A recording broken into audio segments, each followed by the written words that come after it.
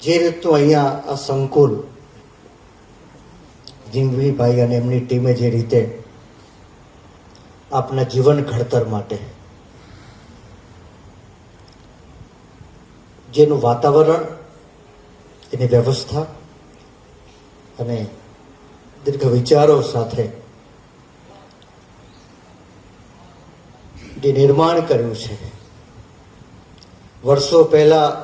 આપણે ધર્મગ્રંથોમાં આશ્રમોની વાતો આવે કે ભગવાન રામકૃષ્ણ ગુરુ આશ્રમમાં ગુરુ ત્યાં ભણવા ગયા અને એ રીતનું એક વિચાર સાથે, એવા અભિગમ સાથે જે રીતે આ સંકુલને આ સર્જન સાથે સમયની માંગ સાથે આધુનિક પણ હોય અને સાથે સાથે એ પ્રાચીન આપણે જે ગુરુ એક પણ હોય એ સંદર્ભથી એમણે જે નિર્માણ કર્યું છે.